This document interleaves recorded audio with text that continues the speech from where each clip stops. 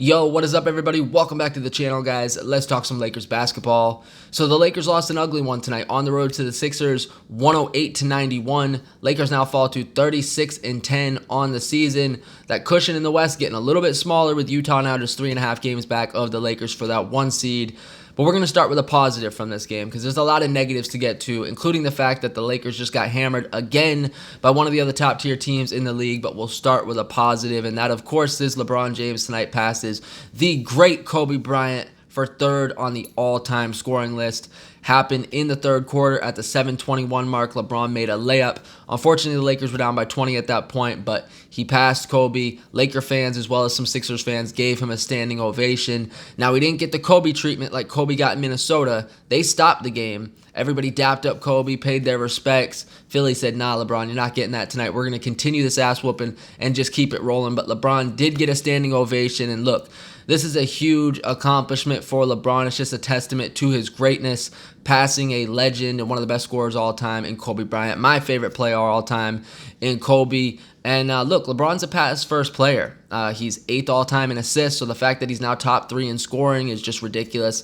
LeBron's putting together a statistical career like we've probably never seen before outside of maybe, Wilt Chamberlain. But what LeBron's doing right now is ridiculous. He's probably going to be the all-time leading scorer when it's all said and done. Kareem's at 38,000. The mailman is second at 36,000. LeBron's at like 33.5. So he's got, 2 or 3 more years until he passes Kareem. I think it's inevitable as long as LeBron does not get hurt, knock on wood. But I think LeBron is really chasing Kareem. I think it's important for him to be the all-time leading scorer because I think at this point he knows I'm not going to pass MJ. I'm not going to get to 6 or 7 rings. So at this point, I got to just stack up these numbers so people can use that as their case as to why I'm the greatest player of all time when it's all said and done. And look, people are going to have a case. LeBron is now 3rd all-time in scoring. He's 8th all-time in assists, he's 13th all-time in steals, and he's top 50 all-time in rebounds. So LeBron's an absolute beast. He passes my favorite player tonight in Kobe Bryant, and again, just congratulations to him. It's another milestone. It's another check mark in his all-time great resume. So again, congrats to LeBron James, and hopefully he continues to climb up the ranks in a Laker jersey. All right, to this game tonight. It's a really disappointing loss, especially the Lakers are playing the Clippers in a couple nights, so this is not the performance we wanted to be coming off. But the 76ers, who are now 21-2 at home this year, they're a great team at home. They're a terrible team on the road. Really tough to beat in their building, but they're playing without Joel Embiid right now and Josh Richardson, so they're missing 2 of their starters. They started 2 players tonight by the name of Shake Milton, who started his first NBA game tonight, and a rookie, Matisse Thybulle, who started in place of Joel Embiid tonight. So Sixers are missing 2 of their best players, and the Lakers coming to this game fully healthy, except for JaVale McGee, who's dealing with the flu again. Hopefully it's not as bad as last year where he missed 8 or 9 games. Vogel said he should be back soon. But the Lakers coming to this game basically fully healthy against a banged-up 76ers team, and this is a game the Lakers got to win. The narrative all year has been the Lakers can't beat good teams, right? And this gives the critics just more ammo that the Lakers fold against the better teams. People have been saying all year, when the Lakers get punched in the mouth, they have no response. And that's kind of what we saw tonight. Philly came out and punched the Lakers in the mouth in the first quarter, and the Lakers really never responded until late in the fourth quarter. KCP hit back-to-back buckets to make it a 5-point game, and that lasted all of about 2 seconds because Al Horford hit back-to-back shots, made it a 10-point game again, and then Philly went on an 11-0 run and broke this game wide open. So the Lakers tonight really didn't show me that much fight. And this is the type of games that the Lakers need to prove that they can win. They've lost to Milwaukee. They've lost to the Clippers twice. They got killed by the Celtics.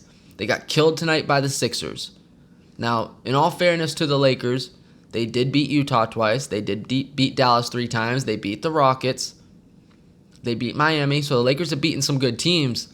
But you got to start beating some of these top-tier teams more consistently. And tonight I felt like this was a game that the Lakers were going to win with Philly all banged up. But credit to the Sixers. This was supposed to be LeBron's night. Apparently Philly did not get the memo. They didn't give a damn. They did not care that it was LeBron James' night to pass Kobe Bryant. Ben Simmons did not care, who was the best player on the floor tonight. In a game where Anthony Davis and LeBron James were on the floor, Ben Simmons was the best player on the floor tonight. 28 points, 10 rebounds, 8 assists, and 4 steals. He dominated the game offensively and defensively. He controlled the pace of this game, kicking it out to three-point shooters all game long. And in the first half, when Simmons was setting everybody up for threes, I was saying, man, we're giving Simmons way too much respect. Because every time Simmons would penetrate, we'd throw 2 or 3 bodies at him, and he'd kick it out to someone wide open. And I kept saying, just take him one-on-one. Stop leaving guys wide open. But in the second half, we saw Simmons go one-on-one with AD at the rim, beat him. We saw Simmons go one-on-one with other guys at the rim, beat him. Not a lot of Dwight Howard tonight to contest stuff at the rim. He only played 16 minutes. Little questionable why he didn't play more minutes with JaVale McGee out, but I don't think Vogel wanted Dwight out there, running out to guard guys at the three-point line, because all of Philly's players were three-point shooters tonight. All of them could pretty much shoot the three. So they did a good job surrounding Simmons with guys that could shoot the three and could play defense. They were a long team. They got a bunch of deflections in this game. They caused a ton of Laker turnovers. 22 Laker turnovers tonight. LeBron had 8. And it started in the first quarter. Lakers had 10 first quarter turnovers, and that's what allowed Philly to go on that 17-2 run and get up 30-18 in the first quarter. It started with the turnovers, because the Lakers were up 16-13, but then they just started turning the ball over. A bunch of dumb turnovers. Philly got out to a big lead, and they really never looked back. Philly was 6 of 11 from 3 in the first quarter, and for the rest of the game, we didn't see much resistance from the Lakers. Lakers were getting a little frustrated in the first half. LeBron and AD both picked up 3 fouls. Nobody could make a shot tonight for the Lakers. They were just 2 of 13 from 3 in the first half, and they were just 6 of 31 from 3 the entire game. And what do I talk about every game? Rebounding. When the Lakers out-rebound teams, they win. When they get out-rebounded, they lose. It's simple as that. Tonight, Philly 41 rebounds, Lakers 35. Lakers get blown out.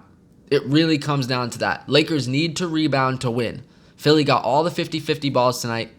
They outplayed the Lakers. They out-hustled them, and they just wanted it more. Lakers just didn't show me that fight in tonight's game. And again, credit to Ben Simmons, who was the best player on the floor. Credit to Tobias Harris, 29 points, 8 rebounds tonight. Credit to Al Horford, who's always a guy who plays his ass off. 16 points, 6 rebounds.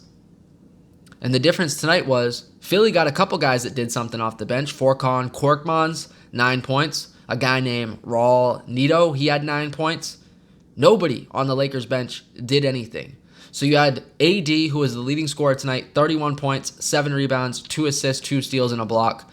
But he had 5 turnovers, and he was a -10 in 39 minutes. AD was 13 of 22 from the field tonight. So he had a good game, but it didn't really feel like it watching the game. You knew AD was playing good, but I didn't feel he had the impact that like Ben Simmons had in this game. Played well, didn't quite have the impact.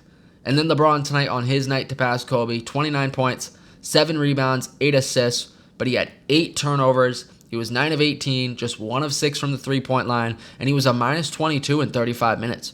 So when LeBron was on the floor tonight, the Lakers were not good. They were better tonight when just AD was on the floor than just LeBron. Usually it's opposite. Tonight they were better when AD was on the floor without LeBron.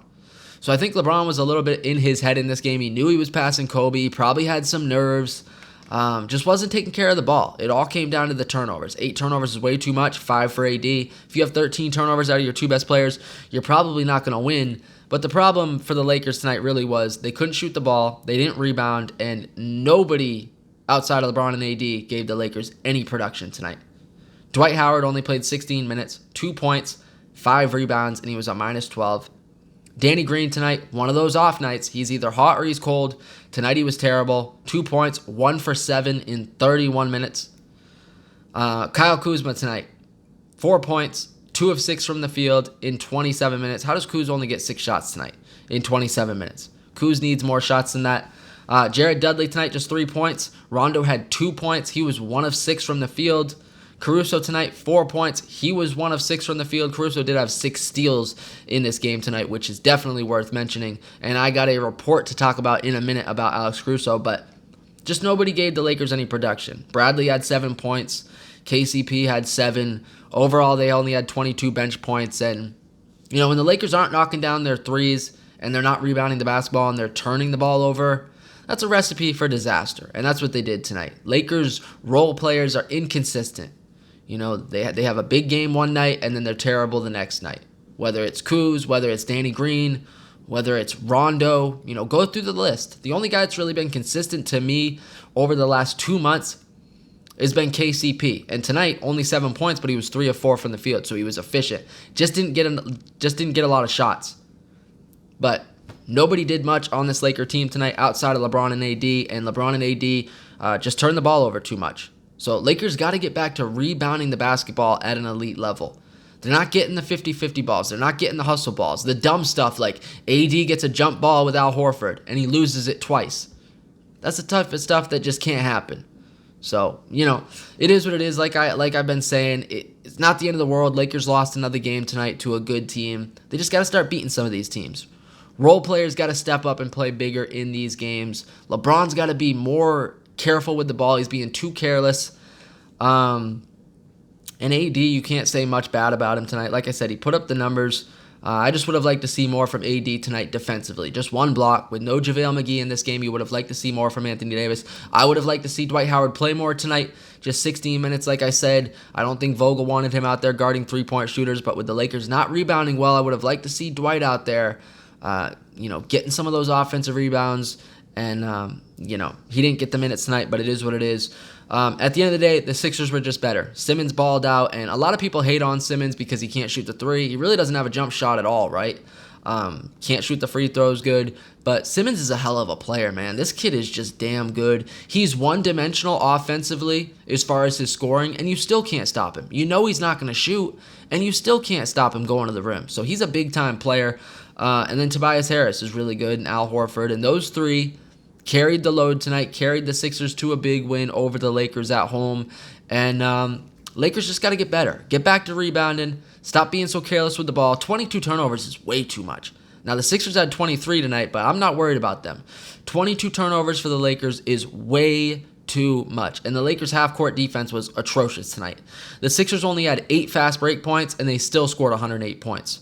So that tells you right there, the Lakers' half-court defense tonight was awful. Simmons picked them apart, leaving guys wide open, and the turnovers was the big problem tonight. So Lakers just got to get better. I'm sure they will. We got a huge game coming up Tuesday night against Clippers. It's going to be a must-win game. Lakers have to beat the damn Clippers. Just for psychological reasons, you can't fall to 0-3 against them. So hopefully Lakers will be fired up, pissed off about this loss tonight. LeBron's milestone night was ruined by a bad loss. Still a great night for LeBron passing Kobe, though. That's still a big moment for LeBron. But as a team, it's another tough night. All right, so I want to talk about a report real quick about Alex Caruso and Derrick Rose. It was reported today, and there's a bunch of, respected sites and sources reporting this today. So I don't think it's BS. I think this is true. They were talking about it on Mason and Ireland earlier. Detroit was prepared to trade the Lakers Derrick Rose for Alex Caruso, plus a second-round pick and a salary filler. So I don't know who that salary filler was. You could take your pick on which player that was. But the Lakers said no. The Lakers apparently, if this is true, rejected that trade. So the Lakers could have traded for Derrick Rose today, giving up Alex Caruso, a second-round pick, and another player thrown in there as a salary filler. What do you guys think about this report? I mean, Derrick Rose is having a monster season right now. I don't want to take time to bring up his numbers, but he's averaging 20 points a game almost. His shooting percentages are ridiculous. He's been phenomenal this year. Derrick Rose is playing at an elite level. He would instantly be, Lou Williams off the bench for the Lakers. But they said no, apparently. If this report is true, they want to stick with Alex Caruso, who's a fan favorite, who's an elite defender, a guy that LeBron calls the GOAT. LeBron even said when Caruso's on the field, when Caruso's on the court, good things happen. So what do you guys think of this report? Should the Lakers have traded for Derrick Rose? I know I would have at least been thinking about this long and hard. It would have been hard for me to just straight up say no. I love Alex Caruso, but it would have been tempting. I'll at least say that. But Caruso's a really good player, great defender, great athleticism, great team player. Does everything the Lakers need from him. So I'm happy the Lakers didn't trade Caruso, but man, this is a crazy report to me. If the Lakers actually could have got Derrick Rose, a 20-point scorer off the bench. Now, remember, when LeBron was in Cleveland, when Derrick Rose played there for about a half a year, they did not fit well. So maybe the Lakers took that into account. I don't know, but I thought this was a crazy report that was out there today that the Lakers rejected a Derrick Rose trade for Alex Caruso, a second-round pick, and a salary filler. So that's the report. You guys let me know what you think of that. Also, give me your thoughts on this Laker-Philly game. Give me any Laker thoughts down below in the comment section. What do you think of this game coming up Tuesday night against the Clippers? Leave me all your thoughts down below in the comment section. Like always, I thank anyone who watched this video. Don't forget to like, comment, subscribe. I will check y'all later. Go Lakers, and see y'all Tuesday.